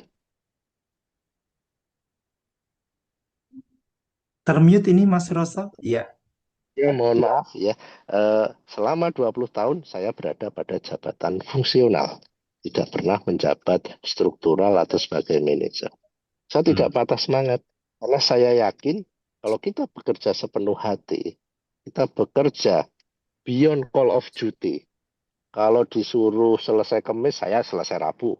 Saya kerjakan sebaik-baiknya. Saya yakin akan memberikan hasil. At one time, one place, pasti ada yang merhatikan saya. Nah, itu suatu hal yang saya yakinin, Mas. Jadi waktu itu, walaupun 20 tahun di fungsional, saya sangat enjoy. Saya gunakan untuk menaikkan seluruh kompetensi saya. Saya jadi ketua tim pengembangan nuklir PLN. Saya jadi ketua tim Smart Grid. Saya ngajar di Pusdiklat. Saya menulis kurikulum Pusdiklat. So many things yang seorang seorang struktural tidak akan mungkin mendapatkan itu. Dan zaman berubah, dimulai dengan adanya blackout di Sulawesi, sehingga waktu itu saya dikenal sebagai seorang engineer yang fokus di blackout, sehingga saya dipanggil dan seterusnya akhirnya bergulir sampai sekarang saya jadi direktur. Itu beyond my expectation. Tapi satu hal yang pasti adalah apapun yang kita kerjakan dengan sepenuh hati, dengan hasil sebaik-baiknya. Seperti nasihat yang ada di Quran, kalau misalnya kita berbuat baik, bekerja seolah-olah kita akan hidup lama, atau yang sebaliknya.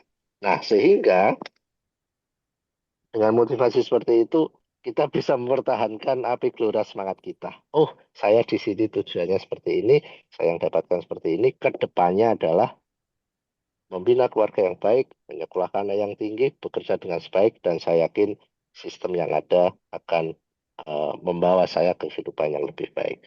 Kurang lebih demikian, mohon maaf kalau agak panjang, Nuwun sewu. Baik, terima kasih banyak Mas Suroso atas tanggapan, komentar, dan juga petuah serta contoh terkait apa yang telah Mas Suroso lakukan selama 20 tahun pertama menjabat atau bekerja di PLN, di fungsional, tetapi banyak hal yang harus dilakukan untuk meningkatkan kapasitas diri. Terima kasih banyak Mas Suroso, mudah-mudahan di Galih Semansa 08 ini bisa mengambil banyak hikmah dari apa yang telah disampaikan oleh seorang Suroso Isnandar yang kebetulan adalah atasan di Galih pada saat ini. Untuk selanjutnya saya persilahkan Mas Bondan Indriaji. Silahkan. Oke, selamat siang dulu Pak Dir, Pak Suroso, Pak Sumberko, dan Bu Tantri, Bapak Ibu kalian. Tim daerah Tepang, sebelumnya saya Bondan Indriaji, Pak, asalnya dari Prambanan, Klaten. Mungkin satu angkatan sama putranipun Bu Tantri, Mas Gayo, satu angkatan sama Mas Gayo. Saya umurnya 24 tahun, Pak. Dan masih ini, muda. Ya, ini 24 tahun. Kemarin waktu lulus kuliah di tahun 2023, ada bukaan BUMN PLN, saya daftar, lulus dari Teknik Industri GM, Pak. Di situ ada bukaan Direct Shopping, saya coba daftar dan alhamdulillah mendapatkan rezeki masuk di Pak. Dan untuk penempatannya sudah 1 tahun, Pak. Sudah 1 tahun bekerja sekarang penempatannya di PLN IWMMU, Pak. Pak Dir izin di perencanaan bagian ESG, Pak. Bagian ESG, Officer ESG di sini. Nah, mungkin kan dari pengalamannya tadi Pak Suroso membagikan dari terkait Hasta Broto ya Pak. Itu memang tadi pas saya ngelihat informasi di ada acara pasca ini, memang pas saya bilang ke teman-teman saya di perencanaan, ternyata saya belum tahu kalau Pak Suroso itu ternyata dari angkatan Semansa. Itu pas saya bilang, ternyata ada yang satu angkatan SMA sama saya jadi direktur di PLN. Namanya siapa? Pak Suroso. Memang itu Pak Suroso itu orangnya nggak pernah marah, terus memang selalu, terutama pas di Sulawesi ya Pak ya. Nah itu kebetulan ada dulu yang bekerja di UIKL Sulawesi, pindah di perencanaan Maluku Utara juga. Itu memang bilang kalau Pak Suroso memang punya sifat kepemimpinan yang bagus gitu, memang nggak pernah marah, terus selalu fokus ke solusi, tidak mencari-cari kesalahan dan lain sebagainya. Nah, mungkin yang ingin saya tanyakan adalah nasihat apa yang mungkin bisa Pak Suroso berikan, mungkin yang sudah pengalamannya sampun kata sangat ya Pak, sudah lebih dari 30 tahun. Nah, itu yang nasihat yang mungkin diberikan kepada saya Pak yang baru 1 tahun ini Pak di PLN. Lebih-lebih juga jauh Pak dari rumah di Maluku, tepatnya di Ambon. Nah, niku kenapa Pak? Nyuwun arahannya Pak. Rasa matur suwun. Monggo, Mas Roso, ini anak buahnya yang satu Papua, satu Maluku. Nanti di mana lagi kita nggak tahu, tapi PLN dari Sabang sampai Merauke sepertinya Mas Roso. Monggo Mas Roso. Siap, matur nuwun, Mas Bondan. Pertama, terima kasih telah bergabung dengan PLN.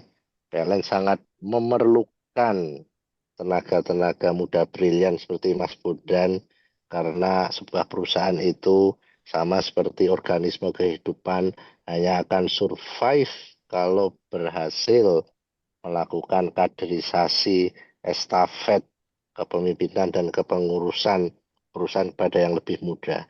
Sehingga sangat penting sekali selalu mendapatkan tenaga-tenaga baru, fresh graduate yang masuk ke PLN.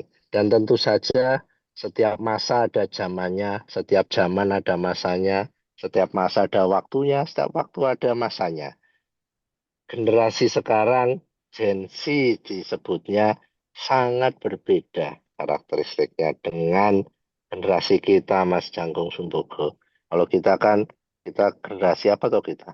Baby boomer atau generation X kita ini ya, yang punya karakteristik yang sangat berbeda. X kita ya, dengan Gen Z. Ini yang harus mengerti. Banyak sekali perusahaan-perusahaan yang fail to recognize bahwa every generation itu mempunyai different characteristics. Gen Z itu salah satunya, kadang orang berpikir, ini bukan stereotyping ya. Money is not only their objective. Zaman saya, Mas Angkung, mungkin kalau ditanya kita mencari job security, kayak BUMN, ya kan? PNS, yang ada pensiun, nah, itu udah nggak laku buat anak sekarang itu. Anak sekarang itu punya dimensi pemahaman yang berbeda terhadap kehidupan. Tapi karena itu tadi, setiap zaman ada waktunya. Zaman kita dulu kan, kita tidak pernah terbayang ada profesi namanya YouTuber, influencer, JavaScript programmer, kemudian apa itu database developer. Banyak sekali profesi-profesi yang zaman kita dulu nggak ada, Mas Jangkung. Sekarang ada. Bahkan kedepannya akan ada lagi namanya AI spesialis. Apa itu artificial intelligence? AI spesialis, data processing, big data, dan seterusnya. Artinya, selaku perusahaan yang harus survive, yang saya pengen 30 tahun lagi pun PLN masih ada. Harapan kita ada di harapan tenaga-tenaga baru seperti Mas Bondan. So, Mas Bondan, the future of PLN is in your hand. Itu yang harus diingat. Karena itu, dalam memberikan output, tentu harus dengan sepenuh hati. Dan untuk bisa memberikan output kerja yang sepenuh hati, tentu tujuan perusahaan selaras dengan nilai-nilai hidup kita. Gen Z sangat menghargai nilai hidup. Mereka tidak hanya melihat berapa gajinya, tapi saya di sini dihargai enggak? Saya di sini diberikan ruang untuk berekspresi enggak? Saya di sini diberikan kebebasan untuk memberikan kontribusi yang baik atau tidak. Nah, itu Mas Bondan yang menurut saya perlu dimaksimalkan di posisi Mas Bondan sekarang. Menurut saya Mas Bondan beruntung karena ditempatkan di suatu wilayah Maluku dan Maluku Utara di kantor unit induk wilayah yang mempunyai wilayah yang sangat luas. Provinsi Maluku dan Maluku Utara itu luas sekali. Pulaunya aja ada 3.000 lebih. Kemudian batas wilayahnya itu ke selatan sampai Nusa Tenggara bahkan. Coba dilihat, saya fungsinya Mas Bondan di bagian apa sekarang ya? Perencanaan atau? Di perencanaan pengusahaan Pak, di Renusnya, di officer ESG-nya Pak. Ya, apalagi perencanaan pengusahaan itu suatu fungsi yang sangat penting untuk menentukan jalannya unit ini ke depan. Artinya apa yang bisa dilakukan di UIWMMU ini agar PLN betul-betul dirasakan kehadirannya di tengah masyarakat, memberikan layanan yang sebaik-baiknya, menjawab tantangan yang sangat khas di Maluku. Maluku tantangannya adalah sistem kelistrikannya tidak ada sistem kelistrikan terinterkoneksi panjang, tapi harus sistem interkoneksi yang isolated untuk pulau-pulau tertentu. Bagaimana solusi terbaik? Smart grid akan menjadi jawabannya. Zaman saya dulu nggak ada smart grid. Sekarang kita ada smart grid. Bagaimana sistem standalone, kombinasi antara renewable energy, surya, baterai energy storage system yang mungkin dihybridkan dengan genset dapat memberikan solusi listrik 24 jam yang ekonomis. Tantangan lain di Maluku karena sistem yang isolated, ya pokok pembangkitannya sangat tinggi. Bapak Ibu, kalau kita bayar 1 kWh 1 meter di rumah itu harganya 1.500. Kalau di Maluku modal untuk bikin listrik 1 kWh itu Rp6.000. Adakah solusi yang lebih baik terhadap listrik yang sangat mahal ini? Walaupun dijualnya tetap 1.500, sisanya disubsidi, gitu kan. Apa yang bisa dilakukan untuk memajukan sektor kelistrikan di sana? Apa yang harus dilakukan agar rasio elektrifikasi 100%? Nah, tujuan perusahaan juga harus selaras dengan tujuan personalnya Mas Bondan. Saya menebak Mas Bondan belum nikah, ya kan? Nah, siapa tahu dapat jodoh di situ. Nggak apa-apa. Cinlok itu, cinta lokasi itu akan lebih menambah semangat itu, ya kan? Dan dalam mencari pasangan, eh, bobot bibit bebet itu penting, tapi visi tujuan hidup yang selaras itu lebih penting. Tentu saja cari pasangan yang bisa saling menghargai, yang bisa menghargai pekerjaan yang bisa menerima Mas Bundan apa adanya termasuk pekerjaan di PLN. Saya dulu kalau ke calon-calon mertua lebih dari satu PLN, tukang panjat listrik. Karena persepsi masyarakat masih begitu. Kalau sekarang harapannya udah beda lah. PLN, wow, gitu ya. Harapannya begitu ya Mas Budaya. Kalau dulu saya ngapelin para calon-calon PLN, wah tukang panjat listrik. Ya karena waktu itu PLN belum semaju sekarang. Ya, sekarang dengan yang jauh lebih maju ini saya yakin ini akan baik. Sehingga sekali lagi tekuni pekerja yang ada,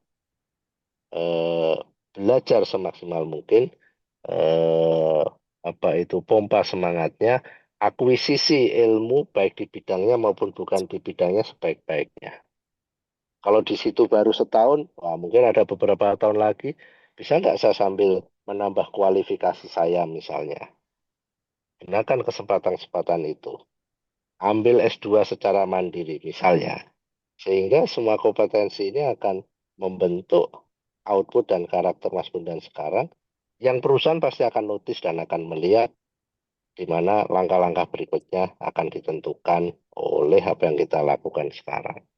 Memang banyak orang yang memplesetkan PLN itu singkatan dari P-nya, karir di PLN itu tergantung P, pinter, L, luas, terus ada yang mengasosiasikan lobby, dan terakhir N, nasib, katanya begitu. Tapi kita tidak boleh lah berpegang pada PMI itu. Yakinlah bahwa apa yang kita kerjakan akan membawa kehidupan yang lebih baik. Listrik untuk kehidupan yang lebih baik. Mungkin begitu Mas Bondan, kurang lebih. Tetap semangat. Baik, terima kasih Siap, banyak matur nuwun Pak Dir. Sama-sama. Ya, mudah-mudahan apa yang disampaikan oleh Mas Suroso ini juga menyemangati Mas Bondan dan kita semua, bukan hanya karyawan PLN yang kebetulan juga dari SMA Negeri 1 Klaten, tetapi kita semua yang berada di sini bahwa tugas kita itu adalah berusaha dan berusaha serta berusaha, tentu saja disertai dengan doa. Mungkin ada lagi yang ingin menyampaikan pendapat, pertanyaan, monggo dipersilahkan. Ada? Silahkan kalau ada. Nah, kalau boleh, kebetulan juga ada teman SMA 1 Klaten yang di PLN juga. Mohon komentarnya, ini Mas Adi Satyananta. Saat ini juga join di PLN ya Mas Adi ya? Nggih, matur nuwun, sugeng dalu Monggo Mas Mas. Suroso. Sugeng Memang dalu. ini, nggih. Selamat Ya, malam, Mas Adi. nggih. Matur nuwun sekali berkesempatan bergabung dengan PLN ini. Saya muter-muter kebetulan saya memang ditugaskan untuk program yang Green Project yang dengan Medco. Jadi saya muter-muter di Medco Bangkanai, Kalimantan Tengah. Mereka konversi yang gasnya menjadi sambungan PLN kan, dari Muara Teweh aja sekitar 80 kilo ya. Selesai di sana, saya juga di Medco Lematang, Muara Enim. Mereka memutuskan untuk berhenti gasnya, sambung dari PLN. Nah, sekarang saya di Aceh Timur nih. Ya, jadi memang seneng lah kalau di PLN itu juga bisa merasakan berpindah-pindah daerah. Ya, asal juga tidak kelamaan gitu kan. Artinya ya memang tugas gitu kan, 3 bulan pulang, 3 bulan pulang, 2 minggu gitu ya, enjoy lah gitu so far gitu. Itu aja yang bisa saya ceritakan, bahwa memang di PLN itu ya memang sudah apa istilahnya, eh, passionnya itu proyek gitu kan, karena memang saya juga selama ini di proyek gitu kan ya, jadi ya memang banyak teknologi baru, banyak ilmu baru, banyak situasi baru gitu kan. Nah, itu yang membuat kita selalu berusaha lebih lagi gitu. Itu yang saya bisa sampaikan kepada Mas Suroso nih. Matur nuwun atas kesempatannya nggih. Nggih, Matur nuwun Mas Adi. Mas Adi ini 88 kalau nggak salah, saya ingat sekali Mas Adi Iya. itu bintang pelajar di SMA Negeri 1 Klaten. Lalu cerita yang saya ingat waktu itu, Mas Adi ikut pertukaran pelajar dikirim ke Jepang. Kemudian setelah kembali dari Jepang, bercerita kita sambil baris upacara itu, bagaimana Mas Adi menceritakan pengalaman di sana, termasuk makan ikan mentah yang namanya sushi. Kemudian Mas Adi masuk Elektro UGM, saya seangkatan dengan adiknya Mas Adi, Mbak Aditya Fitriani, yang sekarang Iya. Di Jakarta ya, Bogor. Dia di Sentul dia, Sentul. Sentul. Enggak, Rajini Mas Adi itu asmane kok aku udah dilali tuh. Ya, Aditya Fitriani kan. Iya, Aditya Fitriani itu betul kan? Iya. Betul, Sekarang betul. betul, saya seangkatan itu karena saya sering repotin adiknya Mahdi itu, jadi minjem kan putranya Pak Bambang itu di dekat jalan itu yang dekat Semea Keluarga itu, saya karena saya nggak ikut bimbingan belajar, Mbak Tia ikut, saya datang aja ke rumahnya Mbak Sepeda itu pinjem buku. Semalam malam berikutnya lempar balik gitu ya. Jadi eh, sangat fenomenal. Saya senang sekali begitu dengar Mas Adi gabung dengan PLN. Waduh, senang saya minta ampun di MCTN ya, di mana jadi serasa mempertemukan saudara kembali di bidang yang sama. Monggo Mas Adi kalau pas di Jakarta mampir, kita kangen-kangenan Mas Adi. Saya tunggu. Ke PLN Pusat lantai 9. Ditunggu Mas Adi. Siap. Matur nuwun.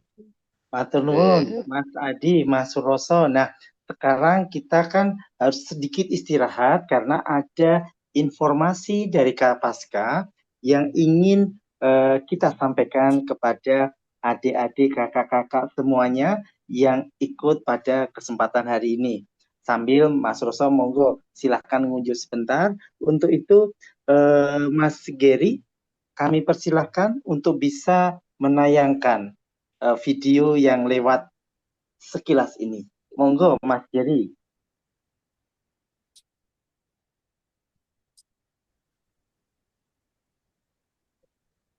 Siap Mas, bentar.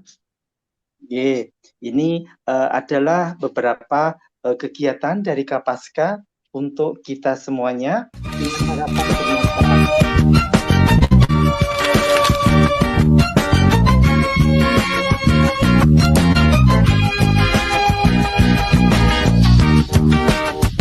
Here we are, still together. We are one.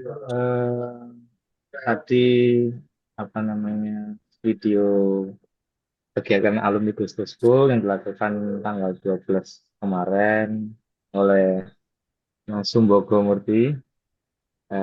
Alhamdulillah beliau berkenan hadir untuk menjadi alumni yang dalam program alumni Gus Dur School. Untuk selanjutnya mungkin saya akan meng-share sedikit kenangan dari teman-teman mungkin yang tahu minggu lalu ikut mungkin juga sudah, tapi kita ulang kembali biar memorinya waktu SMA biar terulang kembali. Monggo teman-teman juga nanti kalau ada album kenangan, foto-foto waktu SMA bisa di-share ke kami agar nanti kita bisa tayangkan ini, ya kita akan collab untuk jadi perangkatan. Ini untuk pertamanya kepala sekolah ya, dari yang kita dapat saat ini dari tahun 2004 sampai 2008, Dr. Andes Lauso. Kebetulan beliau kepala sekolah di waktu saya SMA. Selanjutnya Dr. Andes Widiarto MPD, kepala sekolah 2008 sampai dengan 2012.